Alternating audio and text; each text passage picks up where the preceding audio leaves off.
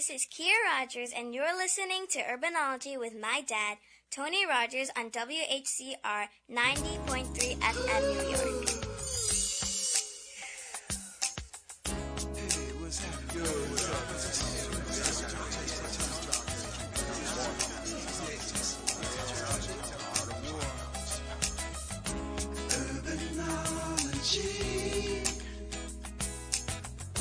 Urbanology, yeah. The art of war with love and peace, yeah. Urbanology,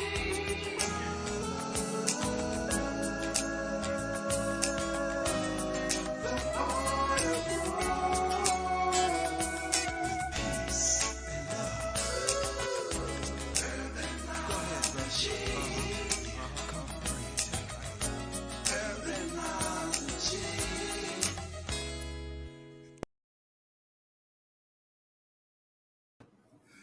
Good afternoon. This is Tony Rogers, your host for Urbanology, the Art of War. I hope all is well.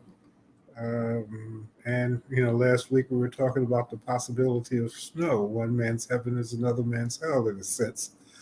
But at least it's not as bad as it could have been. And I'm glad it was this week and not last week. If it was last week, obviously we'll still be digging out. Nonetheless, this is January, and I hope everyone had a progressive and meaningful MLK Day. And now we're moving January, February. We will be moving to Black History Month and Valentine's Day and all of those things. I wanted to,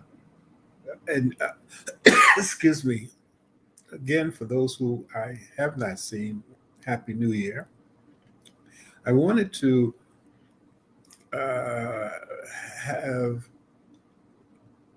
a time each week, starting in February, to start talking about some historic stuff as relates to the 50-year anniversary of Harlem Week and the many different things that have happened uh, since 1974 in Harlem and its development.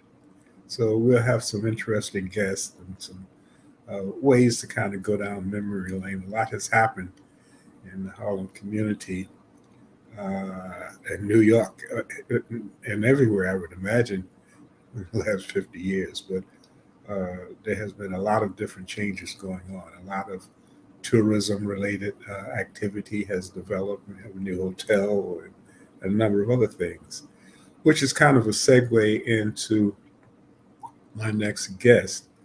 I was walking on 125th Street one Saturday, and I ran into, well, I was looking at different vendors and looking at what they, their exhibits. Sometimes I get a lot of my interviews and my articles that I write by talking to them, such as in this case. There was a lady who had an exhibit about organic pest control, ways to deal with pests, rodents, and many of the things that sometimes, unfortunately, we use chemicals to get rid of. And I thought that was a very interesting approach, and I wanted to have people become aware of it, those who were not. So my first guest, and again, let me not forget, this is the second Tuesday, so my co-host Charlene D. La Cruz from Columbia University will be coming in. She's doing some interviews on their special business development program, but she and just came back from Birmingham for a conference, so we'll talk a little bit about that at the second half. But as it relates to now, please give a warm welcome to Miss uh, Daria Skeete. Good afternoon. How are you doing, my dear? It's good to see Well, you.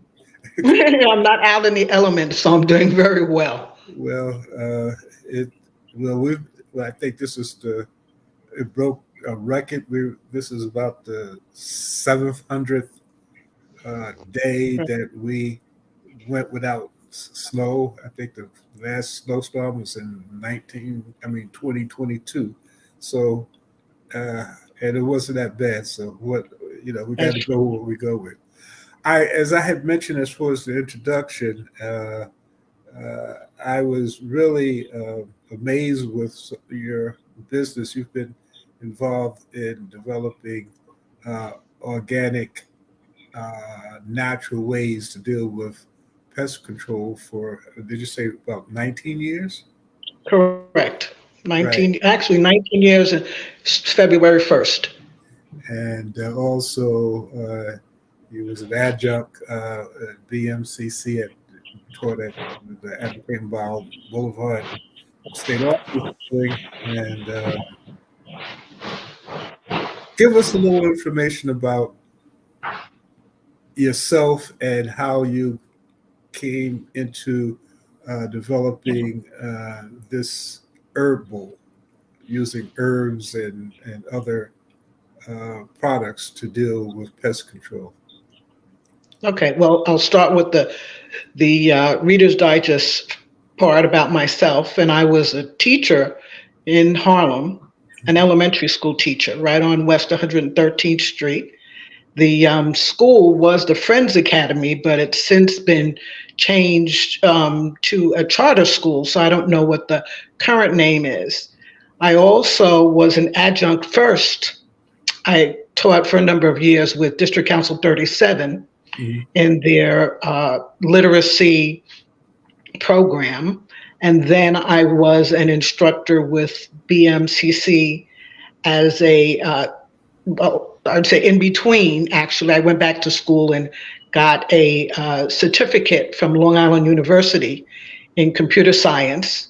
And I taught Microsoft Word, the whole Microsoft package, Hmm. and computer basics with BMCC. Okay.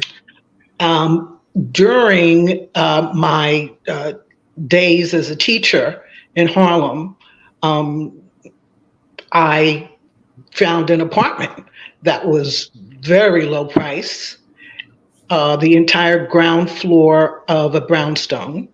And lo and behold, with things like that, there must be a catch.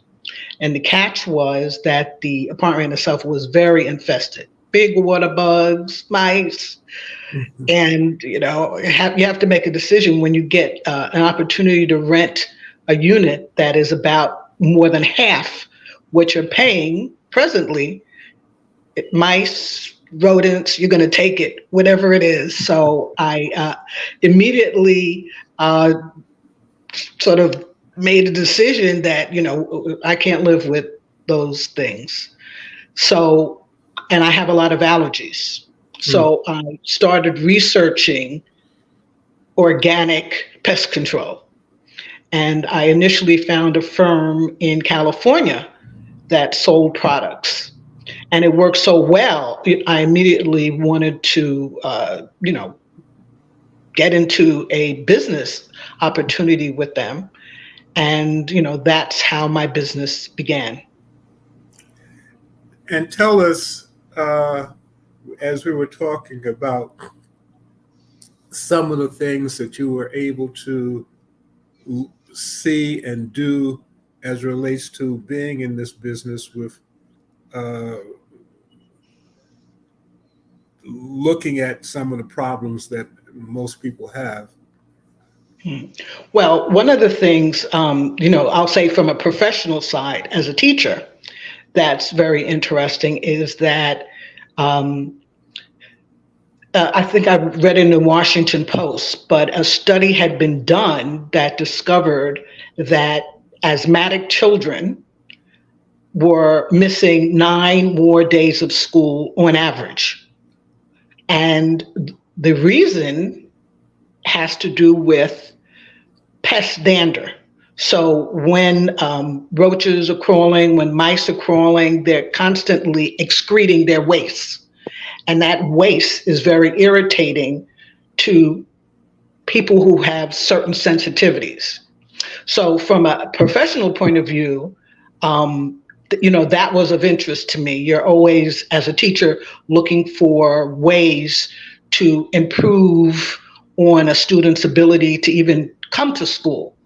But the other part was I have a number of allergies myself, so that a use of any kind of pesticide is not something that I really wanted to try, and even traps are something that I didn't want to use, because what happens is obviously the pest, be it a roach or a rodent, has to come into your space in order to in order for that to work. So what intrigued me about the company in California was that they were working with repellents. And as I became, more familiar with, if you will, the whole science of pest control, and also more familiar with the pests that I was dealing with, one of the things about all these pests is their sense of smell is absolutely tremendous. So that it makes sense to use their sense of smell against them. In addition, in studying, I found out, well, pest control, organic pest control in particular, is nothing new. You can go back to 500 AD, where some of the actual ingredients of what I was using and what I'm currently using were first used. So, I mean, our ancestors used herbs for a range of things, including pest control. And which is interesting, because as we were talking, uh, I do know, even from my own experiences. At one point, I was our family. We were in a brownstone on 122nd Street, and I mean, we didn't have any infestations, but anytime, especially in the wintertime, you're going to see mice, you're going to see uh, Absolutely. bugs and what have you. And we had a dog, and at that time, my daughter was very young, and obviously, you don't want to put anything down that can be harmful, which is one of the problems that we have uh, with pest control, especially with the city. We talked about that. We'll talk a little bit about some of the observations that you've seen. But Hmm. the other part of it is, I would rather to run them away than have to kill them and have to deal with them, in the house. So uh, I was able to do a lot of things, with lavender and some other things that I was told that if you do this, if you uh, do certain types of things, which actually,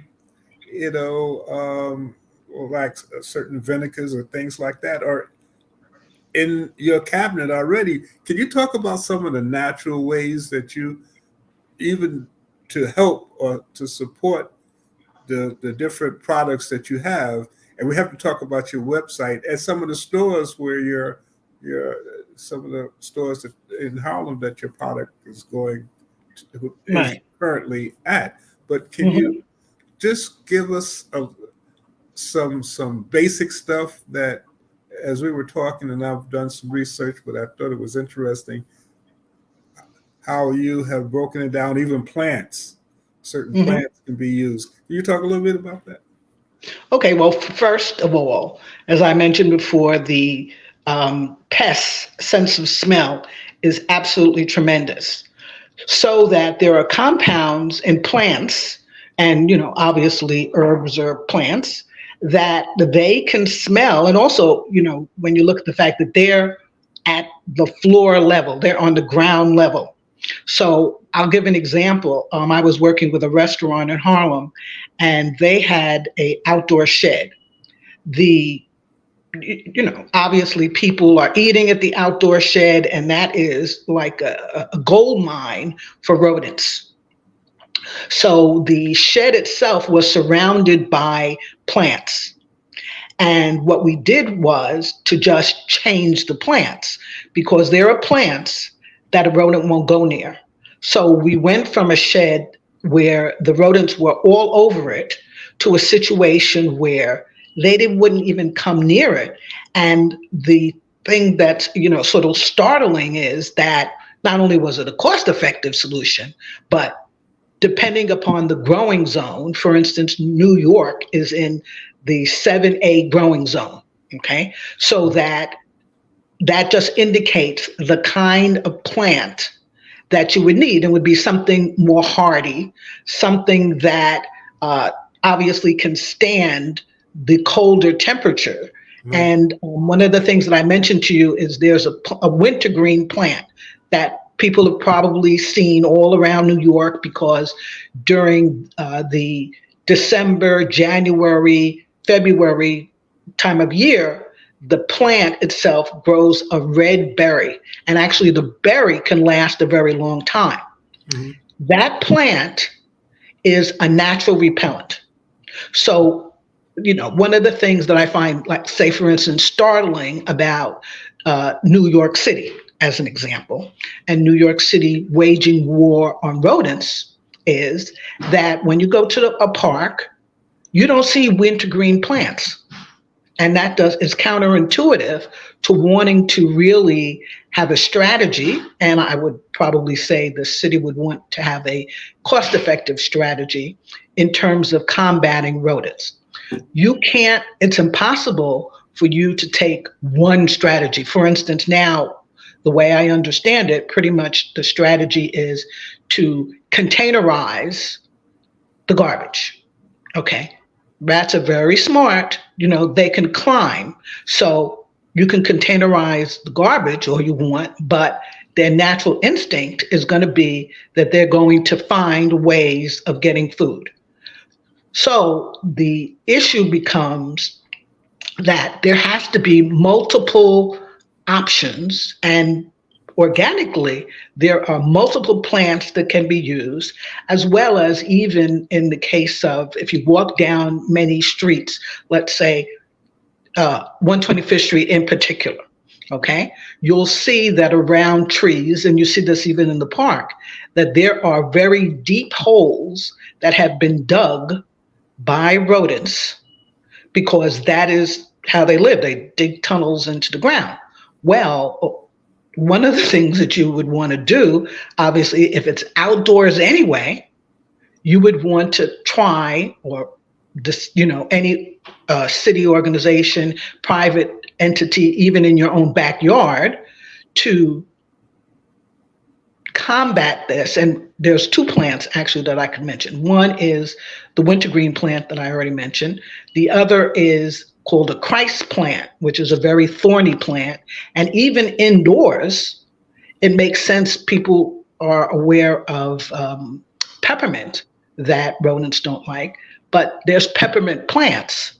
So as opposed to, if I was a, let's say, building owner, one of the things that I would want if my tenant was complaining about rodents, one of the first strategies, and a very low-cost strategy, is to bring them some peppermint plants, because that is going to be something that is very low maintenance, but extremely effective in terms of combating rodents in particular.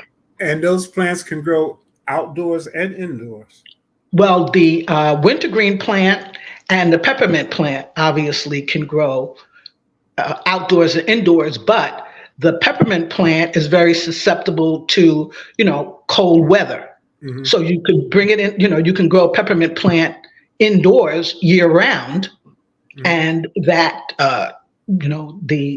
obviously the smell is quite pleasant, but even more important is that is going to be something that isn't pleasant to rodents. Mm-hmm. So, obviously it depends upon the layout of your particular unit, but you would want to plant them strategically in places where a rodent would be able to encounter the aroma. Mhm. And what happens biologically is that when a rodent encounters something like a peppermint plant or a wintergreen plant, they emit a hormone. And the hormone is a fear hormone. Actually, mammals emit the same hormone. It's like if something scares you, okay? If you were to even smell something as a human that's unpleasant, your body is going to emit a hormone. But rodents can smell each other's hormone.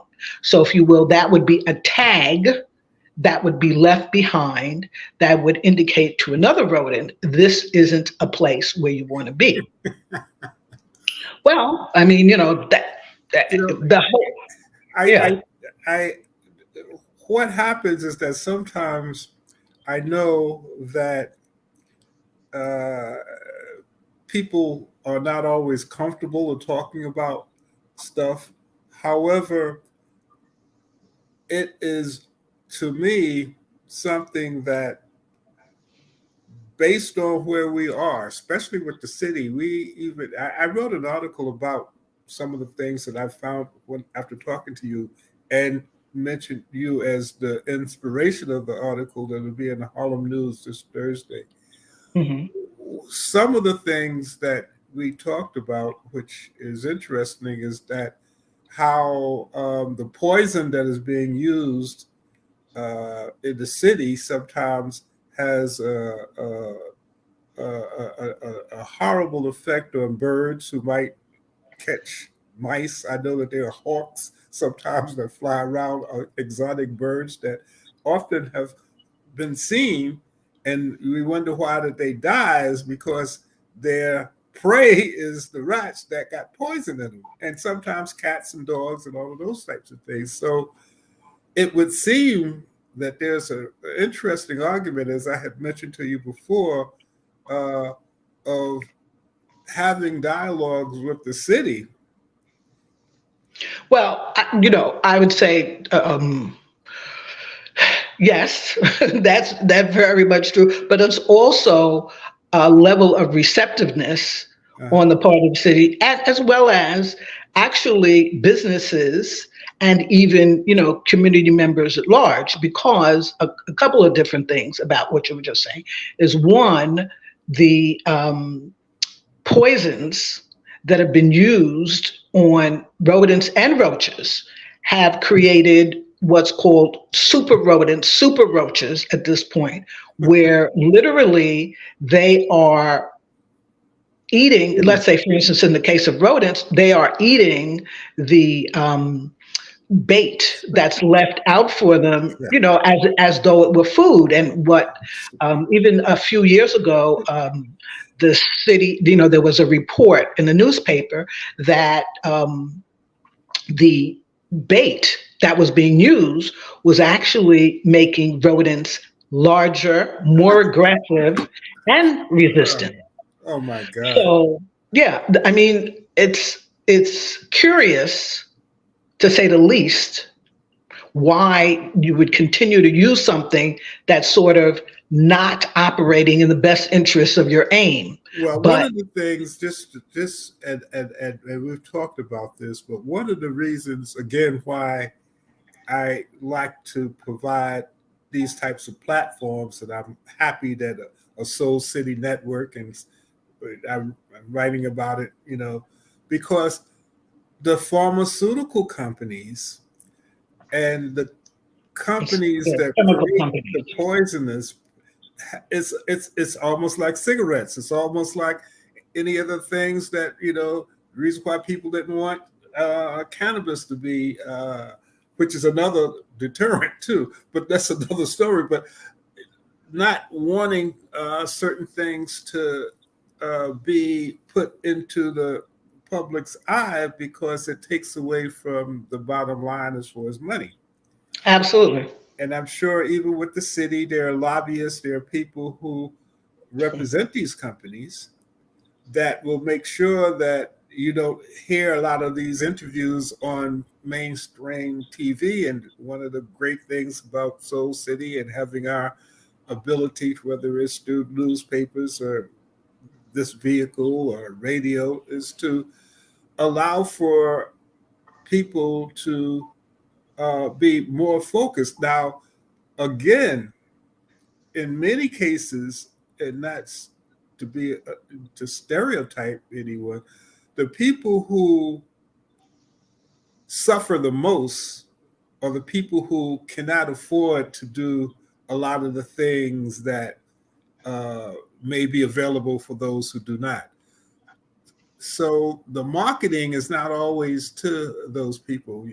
And one of the things that I as I mentioned to you, I wanted you to become a member, and I'm glad that you agreed to be a member of the Harlem Tourism Board, is because the other nasty subject that people don't always like to talk about, and one of the things that since we have some new hotels coming in, and I wanted Charlene to hear this. Hopefully, she comes on. I'll introduce you to her before the end. And Matt, if Charlene ever gets in, please have her just come on when she can get on to the show.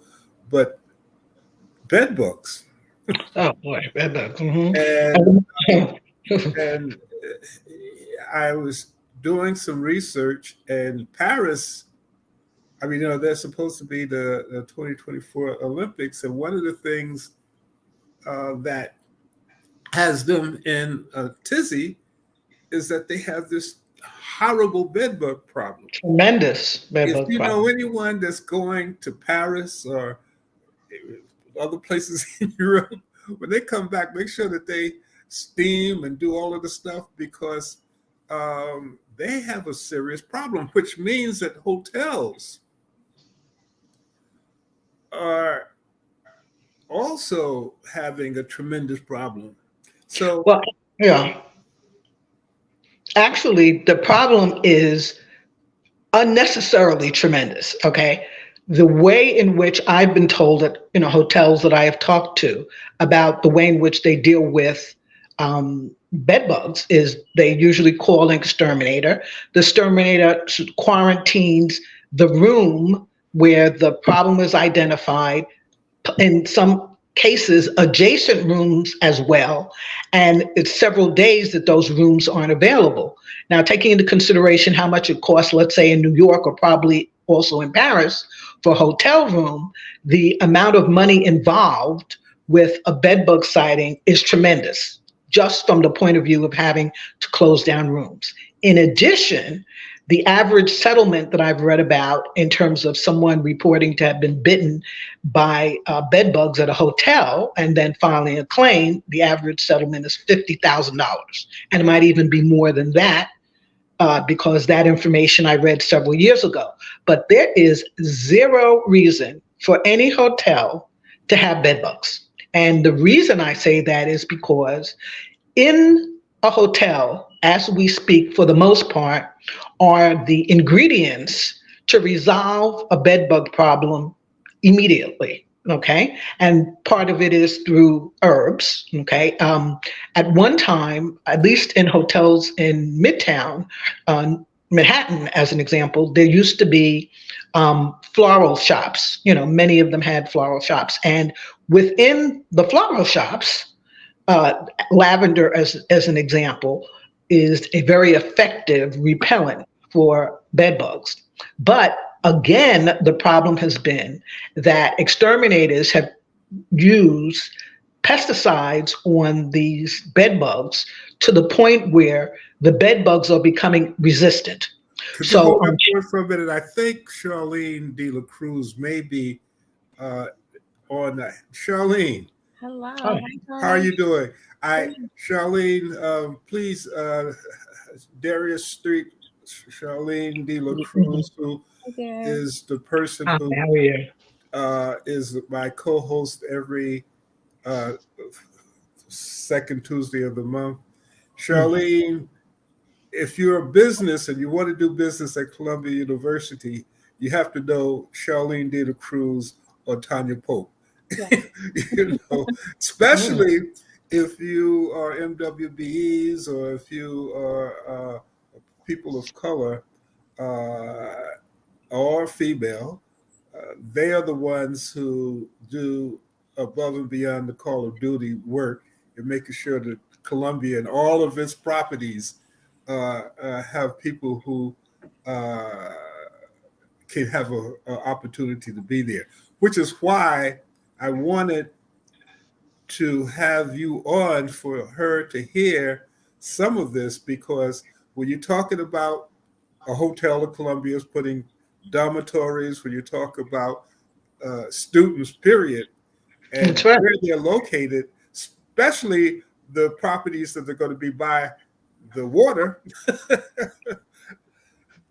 it's good for her to have in her mind things that you're talking about, because I don't know how much you've heard, Charlene, but there are ways to deal with cost effective and safe ways to deal with pesticides that you don't hear too much about, which is why I wanted to have this kind of conversations. But we were talking about something that was a kind of good segue for better or for worse, And sometimes it's hard to have these conversations, but they have to be had. It is a little. Bed bugs. It's very hard to have this conversation. I But, will say. but anyway, before and obviously we are moving into to time, so there are a couple of things before we finish this thing about hotels, because we could talk forever about some of the stuff that you're talking about. One, and we want to get back to the bed bugs and hotels, but one, give listeners your website and let them know if they would be interested in your product, where they might be able to get it. Okay, the website is Herbal, and it's spelled HERBBULL.com. And they can, find out information at the site about contact information, product information, even a little bit of information about, the history of using herbs for pest control. One of the things I'll mention is that Columbia is in a zone that the city deems as a rat portal. And it's sort of the perfect storm of a big park along the waterfront. Then you have the subway that's running along Broadway. So those two elements alone are going to, in this city, assure you that you're going to have a major infestation. But pretty much, the pandemic made the entire city a rat portal. It's not necessarily,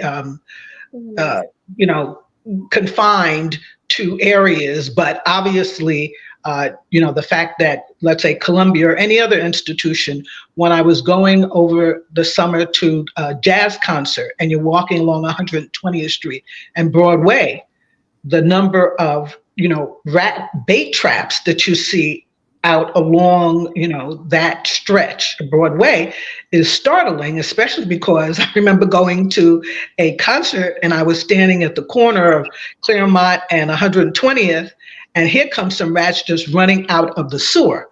So the fact of the matter is that clearly you might have traps along the way, but obviously they found other headquarters to relocate to in the interim. But the other issue becomes is that using these pesticides against rodents has had the unintended consequence of tremendously impacting wildlife. I know, for instance, in Florida, there is a native, I think it's some kind of mountain lion, or I don't know exactly what the animal is, but it's native to Florida. And they found that these animals were dying. And the reason they surmised about why they were dying is because in locations relatively close to, the habitat of this animal is, a heavy use of pesticides. And the interesting part is, I'm not sure if the use of pesticides is on the food that's being grown or for rodents, which even, there's obviously another level of concern about pesticides when we begin to talk about our food supply. Well, But listen, certainly, let me do this though. because Mhm. this conversation, even though it makes you kind of squirm, is one that is important to know. I, Extremely.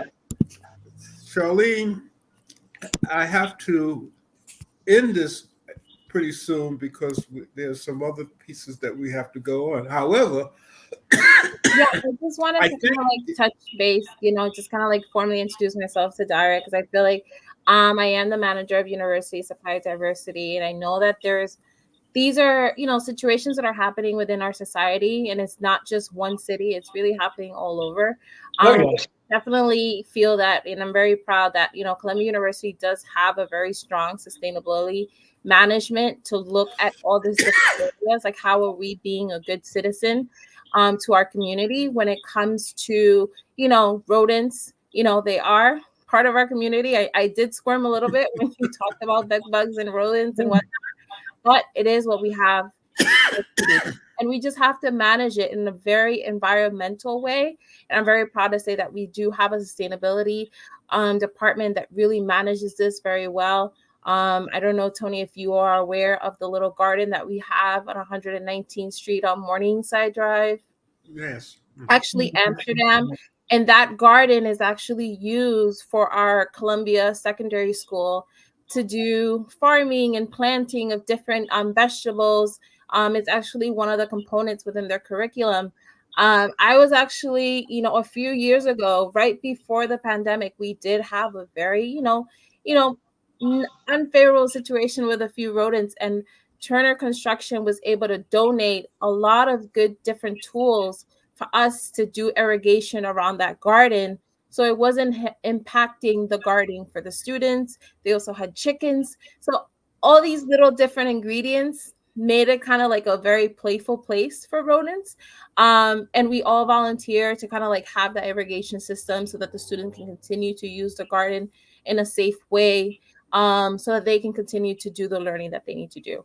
I'm definitely interested for Daria to kind of like just to share some of the resources so that we can connect her with other, maybe like other pest companies that we've worked with in the past if they're interested, and we're definitely happy to introduce her to them. One of the things before I let Daria go, and is something that I think that is important to put out there, is that I know that uh, she's, I know, semi-retired from being teaching and then starting another business, but has told me that she's looking to do more consulting. And one of the things that I also wanted to put into your head, because every time I say something, Charlene takes it into another. I love to have people like you there because she thinks and talks to people. That's another option that you might keep in the back of your head in case it comes up, that if someone, even plants or whatever, if there are plants that may be good to repel rodents, or Yes. if they're in the hotel or in the dorm, if there's a bed bug infestation, perhaps there could be a conversation that you can. I'm sure that you'll be able to get through us. And Daria is also a member of Harlem Tourism Board now. Her information, but I thought it would be important for you to hear this. But matter of fact, I think it's important for everyone to hear about this because we're talking about a subject, you know, um, talking about rodents is almost like talking about mental health sometimes in certain communities. Everybody Oh, knows well, the first somebody in mental health. the family, Okay. has some issues, but no one wants to really talk about it, Yeah. Mhm. or how to deal with it, especially certain things organically. I, as you Yeah. know, do a lot of writing about health and organic ways of dealing with stuff. But before I let you go, and I want to repeat this for those who are listening, and hopefully we'll write about this and have you say this again, which to me is almost frightening in a sense. Not that I have the problem, but there may be a problem that I would want to solve if I had a rodent, to think that they are now beginning to like the food or the stuff that you put down as, to to repel them, I mean, or to kill them, which I don't want to do anyway, uh, that's frightening because the idea is that you're making them stronger when you could do a low cost approach that would just make them go away. The last thing and you can't answer this, but one of the things that came into my mind is that if we start developing these plants, just like everything else, if they go away, where are they going to go? That's that's that's another issue, which is not something that we can talk about here. But thank you so much for coming on, Daria. Before I let you go, give your website again, or some of the places where you might be able to buy your product, unless they can see that on your website. If they can see it Okay. Oh, yeah. So all that information is on my website, and and give the website is herbal HERBBULL.com. And I'm just going to say something real quick. Is what I do is almost the opposite of what the exterminators do. So they haven't been very receptive because the results are fast, the results are low cost, and if you can go into your kitchen cabinet and use something that are going to get results, an exterminator is not going to be too happy about that. well, that's why we have Soul City TV and many of the other vehicles that allow for people to know about these things. And thank you so much. And we'll talk. Matter of fact, don't forget our Harlem Tourism Board membership meeting is on the 24th. I want you to be there so we can introduce you to some of the other people. And there is an article about this coming out on Thursday in the Harlem Community News for those who uh, came in late, because I think it's very important. I think this is something that's extremely important, especially for families that have a lot of kids. It's everybody. It's We yeah. have a lot It's of everybody. and It's have a lot of important. pests, but Hmm. anybody, no matter who it is. Thank you so much. I appreciate your Okay. time, Thank you. Nice and meeting we'll you. have you back on because there's some other things that we could talk about, especially how the weather, when it's hot, there's a problem. When it's cold, there's a problem. But we'll talk. Take care. Okay. Thank you Okay. so Bye bye. much. All right, Tony. Oh my goodness. Happy New Year. I feel like I haven't said that to you in person. Yeah, it has been some time, but you've been traveling. This is the busiest woman Oh at my goodness. not City College. I wish you could come to City College, but we can't pay you what's Columbia. So that's a whole nother story. But tell us a little bit about, first of all, since yesterday was the birthday of Martin Luther King, and you were at a conference. I definitely missed our usual programming. I did miss it because I was away on a conference. And the conference was actually invited. Is this better? Come up a little bit. I Oh, think okay. there you go. Well, a little bit. Yeah, there Okay. you go. Okay. Tanya is actually part of an association which is called Tanya the Pope, who used to be the person that I was doing this show with until she said, I have somebody else which happened to Tanya also. So I have somebody else, and we never look back. I got to tell you though, Charlene, I think I uh, didn't disappoint. we've done some things that we haven't been able to do with any of my other partners that have come from Columbia University. That's So so kind. Thank you. really, really appreciate you. But nevertheless, tell us about your Alabama. Yes. So Tanya is a member of this association that is called the United States Association of Small Business Services. The association is really dedicated on entrepreneurship education and learning different theories, frameworks in terms of delivering entrepreneurship programs within different colleges and universities. I would say it was such an amazing experience for me because I'm a New Yorker. I've been in New York. I know New York. So to be out of New York and be in a different element and engage with other professors, professionals, practitioners that are from all different parts of the United States, even international. There were people from Africa that were there. There were people from Colombia. There were so many people from different countries that it was just an amazing, and like we all have that one goal in terms of how do we educate ourselves on entrepreneurship? Like, what does that mean? What are the tools? What are the new trends?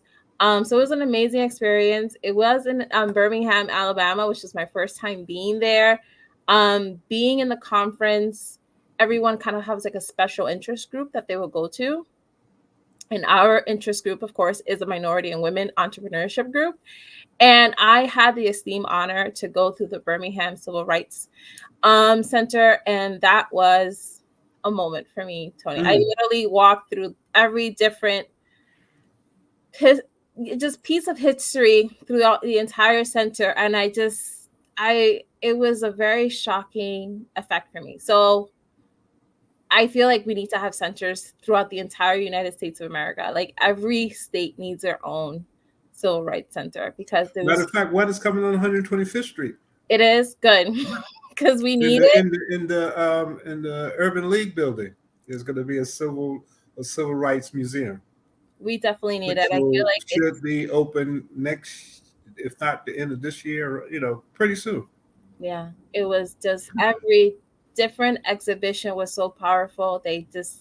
Every piece of history was displayed so beautifully, but then it was so hurtful to see at the same time. But I felt that it was the perfect timing because when I arrived back Sunday night, it was Martin Luther King's, Jr.'s birthday and celebration and observant. And I felt like leaving that trip, I feel like I definitely honor that birthday even more on Monday because it was it was the work that he has done along with so many other people. I wouldn't be able to do the work that I'm doing right now because of him. And that speaks volumes. I would not even be sitting here or working here if it wasn't for him, for the work that he has done. Well, as smart as you are, you would be someplace. But nevertheless, tell us about See You Grow. So I'm happy to report, and I feel like I said this before, but See You Grow actually is doing 2 tracks for 2024. So we had the esteemed honor to be awarded a contract with the federal government in partnership with the Sen New York City Bot Capital to deliver 2 tracks of the See You Grow vendor development program. So not only do I have to engage year to year, I always say that I need to engage with 20 businesses. This year, I'm looking to engage with 42 businesses. And with the 42 businesses, I do need a little bit more coaches to support us in this effort because I can't expect that all my coaches are going to double up because I'm not a tyrant. So I definitely need more coaches. I don't know. I've heard a little story about you. No. Sergeant. So I need more coaches. I need more businesses. We've hosted over 2 information sessions from December to January, actually 3. And we're hosting our last one tomorrow at 5. And really, if you are a business that is within the trade industry of the building industry, if you have maybe a commercial cleaning company, if you have a plumbing company, electrician, please come and join us at our information session that we're having tomorrow at 5. It's going to be a great conversation so that we can do a quick layout of what is the See You Go program, what is the benefit for you as a business, what does that mean for you, why should you be part of this, and we really want to support more businesses to support the effort that we're doing. I'm happy to report that within the 7 years that I've been part of the program, we've been able to award $126 million to businesses. And 7 years. Counting the top level. That's just counting like direct spend from Colombia to the business owner. That's not counting the subcontractor spend. And that's huge. That's really huge. And I feel that we have a lot of work that's available for businesses. And we also have a lot of great experts that want to support businesses. Well, again, Colombia, and I'll say this positively, but for better or for worse, is going to be with us long after we're gone. and their business opportunities will be with us long after we're gone, which means if you are a business and there's a person like Charlene De La Cruz or Tanya Pope there, take advantage of her while you can, because if you are able, if you're qualified, and if all of those things are equal, you can have a business that will last you generational. I mean, your grandchildren might be able to do the same thing because Yeah. they will be around that long. So it's And I, important to have this information. and I feel like almost I don't know if you recall, like Johnson Security, it's a perfect example, like how that generational business has still continue to support the university for security needs. And we've actually had a good opportunity for them to have at the Irving Medical Center actually last year, I believe. And they still are continuously working with the university, and we hope to kind of like expand. I feel like sometimes people think that they can only offer one thing, and then something very unique happens, and then only that one firm can do it. So never pigeonhole yourself to like one area that we don't want to work with you or whatnot. Just have a conversation, come to the information session, let us know what services you provide, and we can let you know, hey, I think that's a great opportunity. Or I've even had this in the past where somebody is selling a specific item, and I tell them very, transparently, like, Columbia University is not buying that item, but if you want to develop your company, if you want to develop your team, please come. And very oddly enough, that one thing that they offered, we now need, right? So I can never predetermine everything that we need, but I always tell everybody transparently, right now at this current state, we're not purchasing that item, but you never say never. Matter of fact, as I hear you, what came to mind, I have to resend you information about Solomon Green, Okay. because the more this whole issue, cybersecurity. Matter of fact, have you ever met Clayton Banks from Silicon Oh Valley? yes, I've met him at when we used to do. I think it was I met him at one of the conferences that we were part of. We uh, work, when I say we, the Harlem Tourism Board, the Chamber, Harlem Week, work with Clayton and Silicon Harlem for a number of reasons. Matter of fact, I have to talk to you online. Uh, we're looking at developing a program with Silicon Harlem, Columbia University, and City College to get people to start focusing on the Go Harlem uh, website for the Harlem Tourism Board, to make that a major economic development initiative, using all of the new technologies that um, uh, students have, that I have no idea. It changes every 6 months with me. So, I was talking about doing a website, a major website. I think I was talking to my daughter, and I would say, yeah, we could do this. And she said, they don't do that anymore. They can do this. Things are changing very fast, very rapidly, and I feel like even partnering with Clayton in terms of cybersecurity would be major. I feel like cybersecurity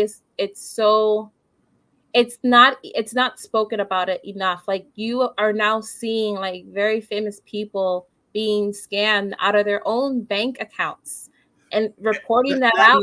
not Like only these people, businesses, yeah. cities, governments. But nevertheless, I say that to say on the 18th, Silicon Harlem will have a major conference. I just wanted to put that out there. But Yeah. I also wanted to talk about Solomon Green, who specializes in. It may be hard to get Clayton, but Solomon, I have to resend you his information because it is so important, and we don't really know it. I Right before the holidays, we had a conference and we talked about that.